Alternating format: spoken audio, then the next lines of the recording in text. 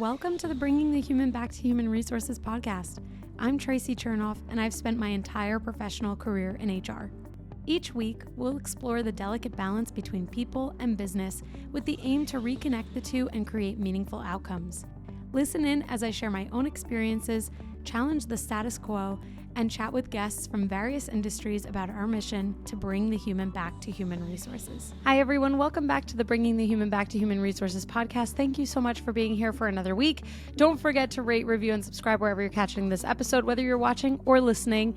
And with me today, I have Kristen Brun Sharkey, and I'm going to tell you all about her and what we are going to talk about.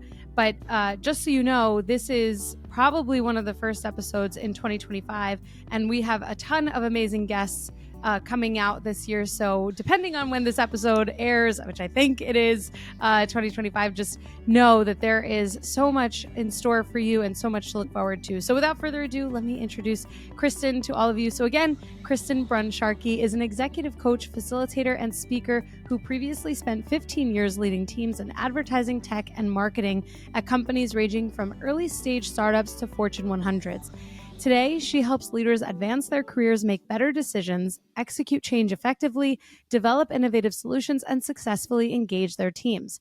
Her unique approach combines evidence-based business and leadership frameworks with principles and skills from improv theater in order to help her clients and audiences accelerate their impact. She has a master's degree in management, strategy, and leadership from Michigan State University and has spoken at notable conferences such as the California Conference for Women and the Chief in Tech Summit. She also co-hosts the leadership podcast, Love and Leadership, which can be found on all major podcast platforms and, of course, in the show notes where we link everything and anything. Kristen, welcome to the podcast. Thank you so much for being here with us. Thank you for having me. I'm really excited to be here. Amazing. Of course. And I have to say, I really envy your background. For those watching on YouTube or Spotify, Kristen has a really nice background, which is perfect for a podcast setup compared to mine, which is basically just all doors. Like I have a million doors behind me. I'm in a room of doors. I love it. I had fun designing it. Oh my gosh. I love it. I'll have to talk to you when we finally are in a home and not a rental apartment, and then we can design anything we want. And nevertheless, this week we're going to talk a lot about innovation and innovation in business, and I'm excited because this is a topic that I've probably broached on the podcast in a few different ways, but not necessarily in an episode on its own. So why don't we first talk about what innovation is and what it means and why maybe it's so important in business. Yeah, absolutely. Yeah, and I actually have a model I like to use for this for talking about particularly like how do you build a culture of innovation, because that's such a huge part of it, right? Like innovation isn't just one thing that comes up, like one spark of creativity or one thing. Like really, for companies to truly be innovative, it needs to be embedded into their culture. So I like to think of it as two different dimensions, right? So the first one being the level of commitment in the organization and among the employees. So how committed are people to having a culture of innovation? How committed are people to their ideas, to execution? How engaged are they? And then the other one being openness to new ideas.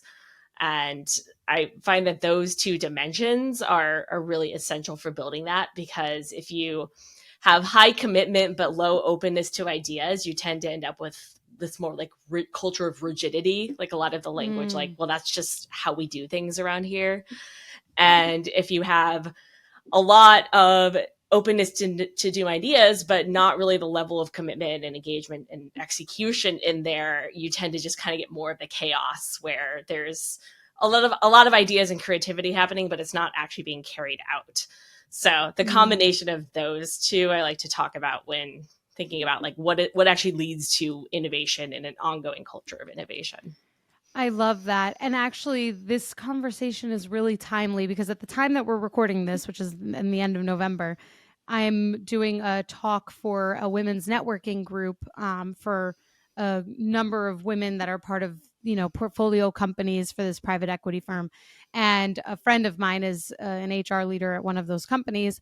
And she invited me to talk at the women's networking group. And the topic is actually building a culture of innovation. So this is a very, very timely discussion. And one of the things that I plan to touch on too is that something very similar to what you've just shared, that being open to new ideas, as you've said, and being open to making mistakes and feeling safe in making those mistakes is a huge factor in this. So maybe we dive a little bit deeper, especially following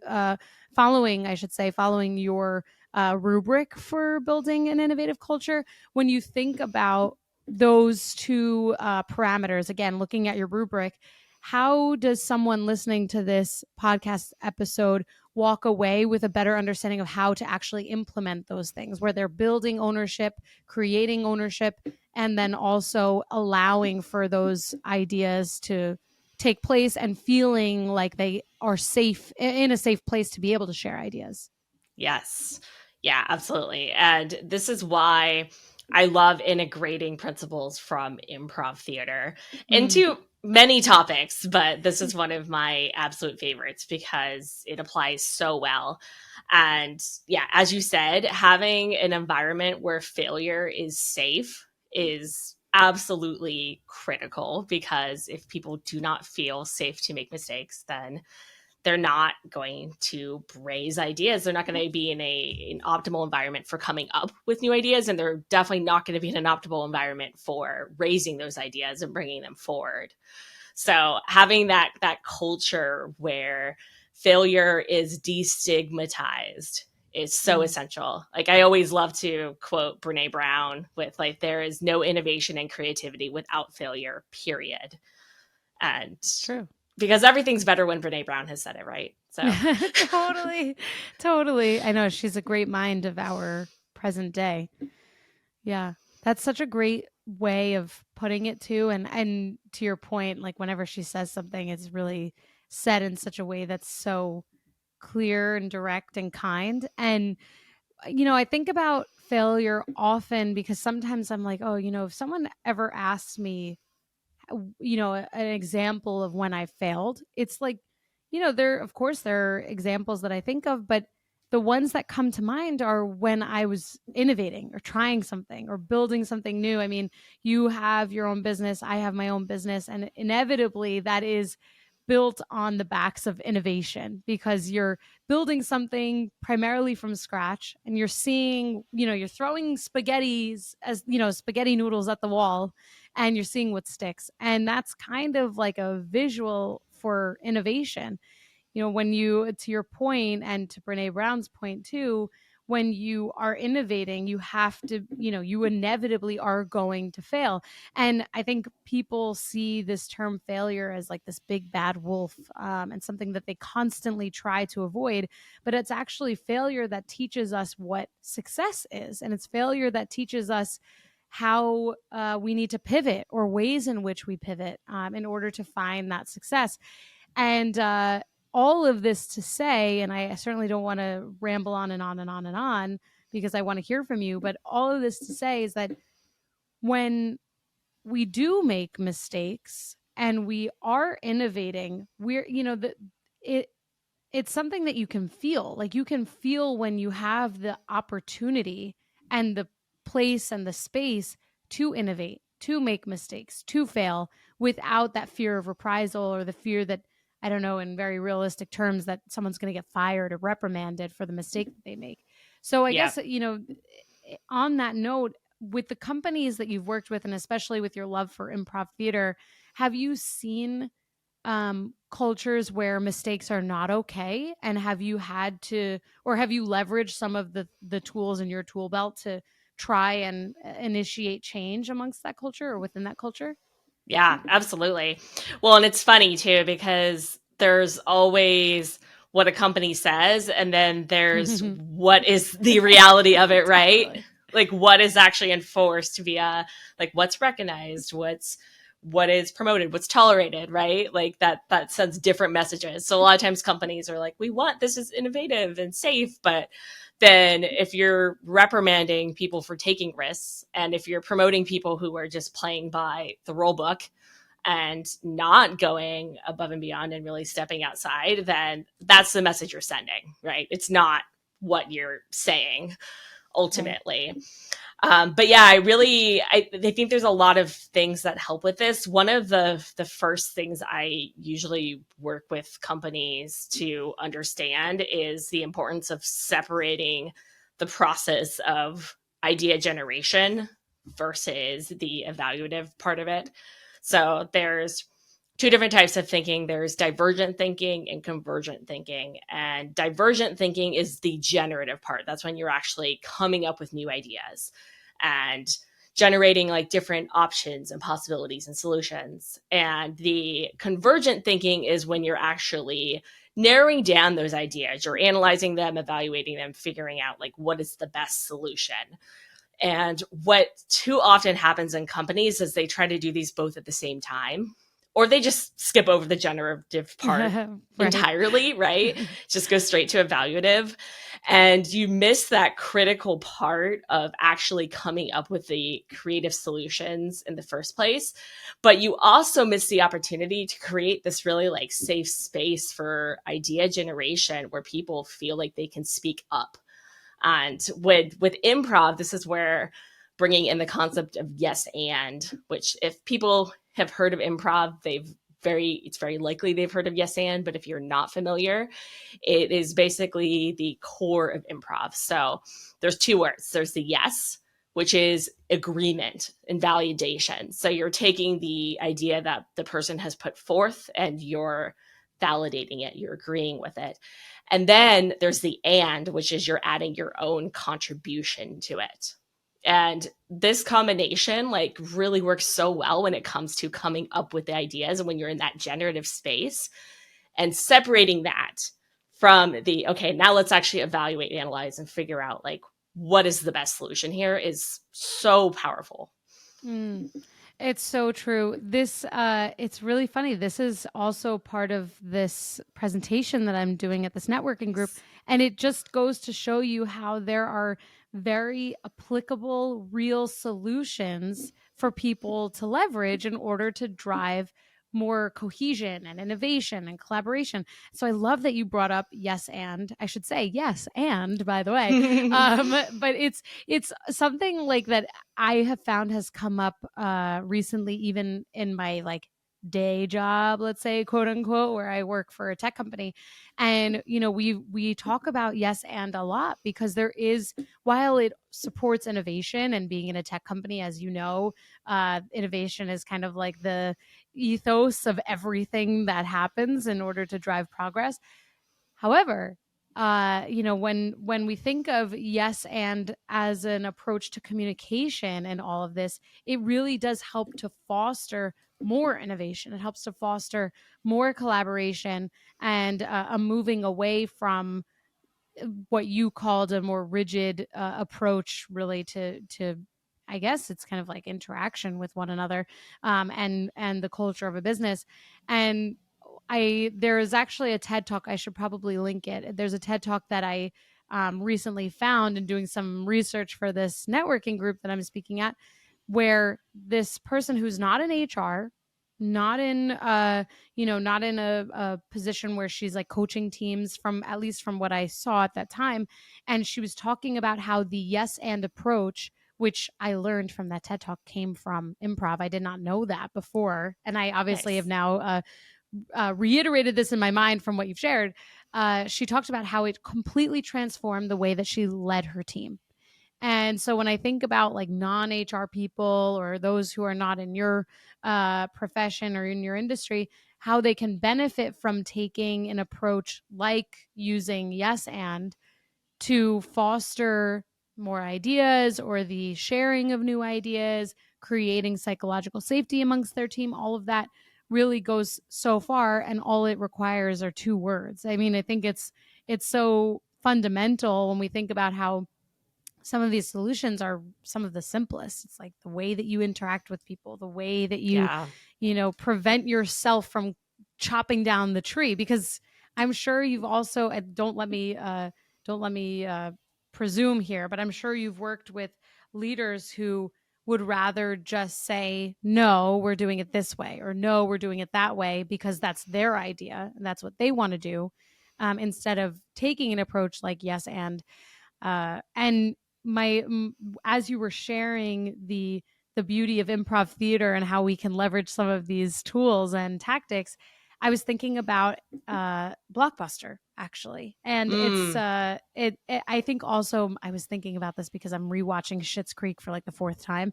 And of course, with like Rose Video, it's like top of mind because it's and so I was thinking about how innovation was probably not part of Blockbuster's culture, because had it been, maybe Blockbuster would still be around, and maybe in a different capacity, but maybe they would still be around, right? So another very real example of the difference between an innovative culture and one that is not. Yeah, absolutely. Because there's a certain degree of humility that is required to truly have innovation built into your culture. And I think so many leaders, and there's so many things that relate to this, right? Like a lot of this comes to even down to your childhood insecurities or just how our brains are wired, right? But like so many leaders have a hard time letting go and not being the smartest person in the room or not having the best idea in the room. And it can be really difficult because when they're not open to new ideas, and especially things like, oh yeah, there is this massive change happening in your industry that is going to take out your entire company if you don't do something about it. Like in the classic cases of Blockbuster, like Kodak.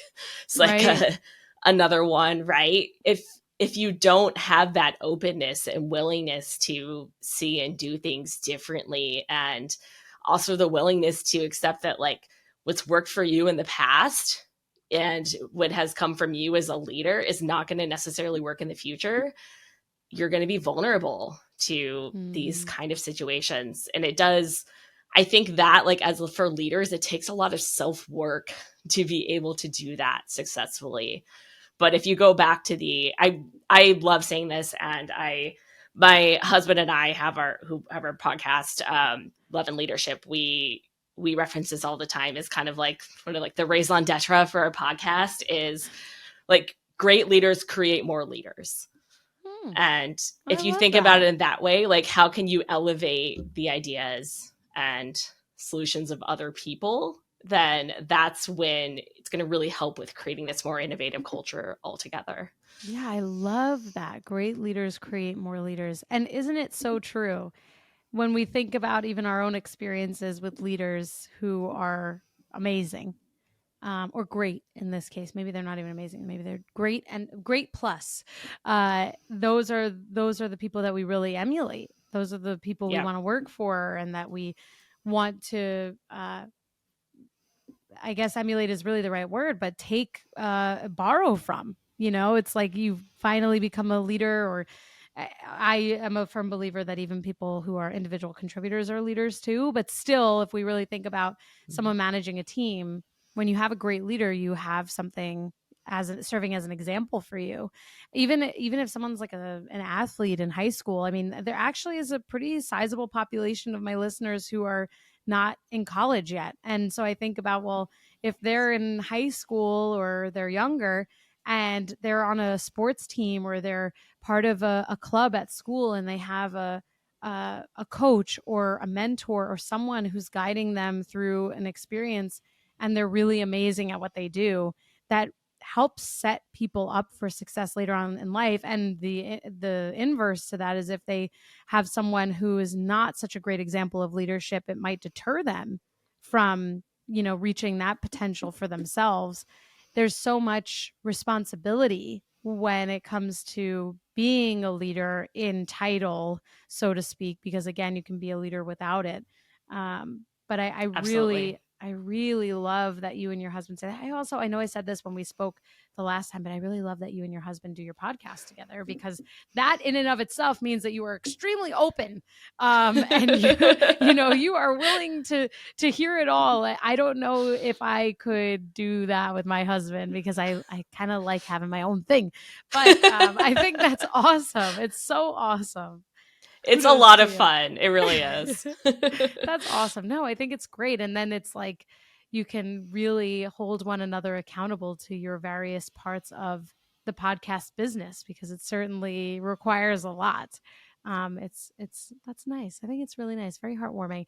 All of that to say, when I do think about what we've reflected on here and seeing, and I think you said it perfectly, bringing humility into this, that it requires a great deal of humility in order to be innovative or foster an innovative environment. It's really perfectly said in that way, because it's not easy to realize that you are not the one with the best ideas, or that there might be a better idea amongst the group of people that you're interacting with. And that's where great leaders are made. Like when we think about the quote that you and your husband hold on to and feel really strongly about, great leaders are also made when they realize that people around them might contribute better or more, when they sit back and don't share their own ideas, let alone have the idea that sticks. And I don't know. I'm finding myself reflecting on leaders that I've had who have done a really good job of just trusting in and amplifying the voices of the people around them, whether they're on their teams or not. Yeah, I'm reflecting. I Yeah, love that. I have some great examples, and don't get me wrong, you can also learn a lot from the not great leaders in your Yes. career. Yes. It's also valuable to know what you don't want to do, right? Yeah. But yeah, when I really think about, there's a certain degree, there's almost a leap of faith, and you have to be kind of let go of your ego Mm. and just really focus on the success of the team and organization and elevating the contributions of others. Like that is how the best leaders are successful, is by Mm-hmm. doing that. And that is how you get a culture that really values innovation, Yeah. is by creating that kind of environment. Yeah, I 100% agree. I love that. When you work with people who are maybe not so keen on swallowing their pride and relieving themselves of their ego and their tight grip on their ego, and maybe they lack a little bit of humility, how do you approach influencing them to take a different approach, let's say? Because certainly you can influence, but you can't necessarily control the ways in which they interact, either in that present moment or in the future. And I ask this because, of course, with the listeners on the majority being in an HR role or some sort of leadership role, there's always value in the tactical and how they can approach these things, because inevitably we know there's a strong likelihood that more than one person listening to this episode is thinking of that one person in their Yes. business who is very difficult with this. Yeah.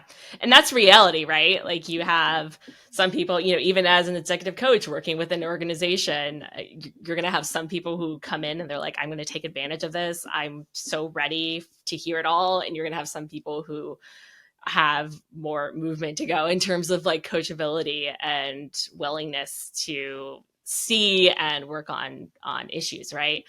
I think feedback is the most powerful thing in these situations. Mm. And I think the framing of the feedback with like working with like a third party, whether it's through someone in HR or through a coach or somebody who can really help you understand that feedback, is especially powerful.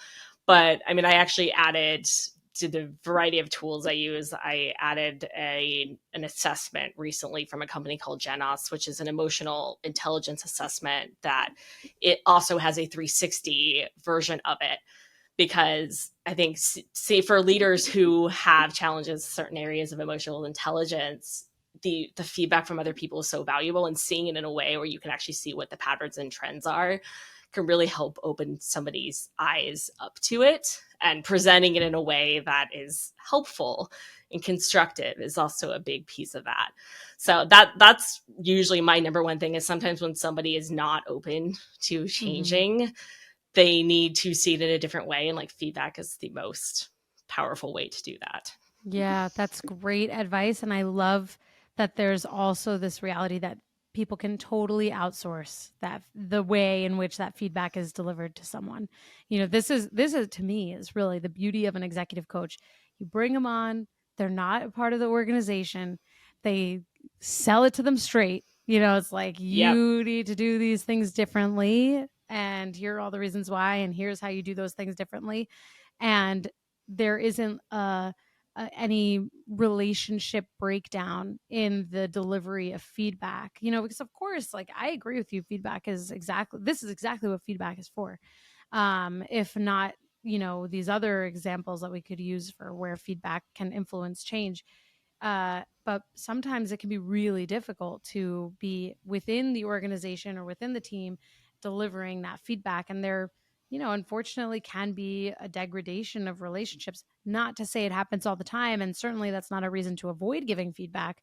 But I at least have found that, especially with those who maybe are a little bit less willing to change, not necessarily open to change, but willing to change, or think that they don't have anything they need to change, are sometimes best suited for working with a coach who can really get them to that next level, because it's not necessarily the case that they are underperformers or that they're bad leaders. It just might be that they need to see themselves in a different light, to your point. Yeah. And yeah, Yeah. Or they please. have one area or one particular, a couple of different behaviors that are holding them Right. back. And Right. yeah, Right. And it's that's like where, fine tuning those things that can really make a huge difference for the organization on the whole. I mean, absolutely. right? I love that. I think one final thought here is going back to what we talked about sort of at the beginning, that, this driving this culture of innovation really enables the best of people to kind of come out, and that there's this importance in driving innovation and seeing innovation as a part of a culture in order to achieve, even more as a team. And I guess really my final question for you is, when you work with companies who have this innovative culture, or where innovation is embedded within the culture, what are some of the behaviors that you see either celebrated or that you see as being a regular part of people's interactions with one another, or, the business itself? Yeah, I love this question.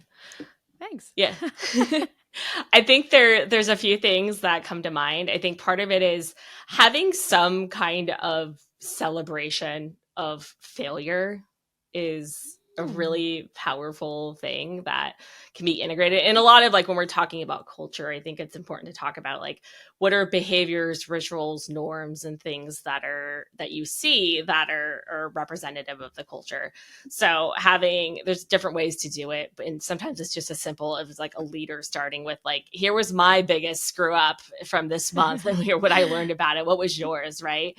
So like having something in there that really like destigmatizes failure and recognizes it as something that is normal. I think having a really sacred process for how idea generation happens that is specific to the company, that is like representative of their culture and is really enforced within those rules and restrictions of it, where you're like, we are not going into the evaluative part of this. We're not going into the convergent thinking, right? Like, this is a space just for generation and for imagining, like, what if, and Mm. really holding to that within the company. And then think also just really embracing play in some degree, which doesn't necessarily, I also come from a tech background. People always imagine like the Silicon Valley foosball Uh-huh. tables and stuff. Like, Right. there's a lot of ways to integrate play within a culture, but it is something that is so undervalued as adults. And I think you said, like, earlier in our conversation, some of this comes back to like the simplest things, like also like valuing play and going back to like who Love we that. are as children also really feeds into that. And there's a lot of different ways you can do that within a culture. I love that. Thank you so much. I think the listeners hopefully are walking away with a lot of tangible ideas and things that they can either implement or celebrate.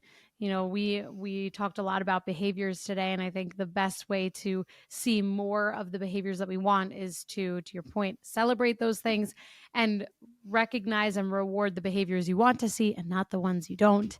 And when we think about like our childhoods and play and all of that, a big part of leading a team is also knowing what to reward and recognize and what not to reward and recognize. And I'm certainly not comparing adults to children, but it's kind of the same as when you're raising kids. It's like, you know, if one child hits the other, like you're not going to really want to have this huge reaction because, especially depending on their age, they might see that as something that they want to continue to get out of you. And so, you know, rewarding the right things is a very specific anecdote, but rewarding the I love right it. things is the way to go. And I think that that's amazing advice. So Kristen, thank you so much. And aside from the listeners tuning into your podcast, yours and your husband's podcast, where else can they hear from you? And even aside, please plug your podcast as well, because it's a great one. Yeah, absolutely. Well, yeah, as we talked about, the podcast is called Love and Leadership. It's on all the major platforms, including wherever you're listening to this, I'm sure. And I am most active on LinkedIn. So Kristen Brun Sharkey, I'm the only one with that combination of names. You can find me pretty easily. And I also, if you're interested in learning more about any of the work that I do, my company website is Emboldify.com. Amazing. Kristen, thank you so much. This was an amazing discussion. And I think everything that you've shared with the listeners today hopefully will land as something that they can either think about, challenge within their own teams, or bring to their own teams. So thank you so much again. Thank you. I love this conversation. So thank you so much for having me. Of course. Hey, just before you go, don't forget to subscribe to this show so that you are the first to hear when an episode drops each week. And maybe leave a 5-star review and a comment about how much you loved this episode. Plus, if you have someone in mind who would really enjoy this episode, make sure you share it with them. Thank you so much for tuning in, and I will see you next week.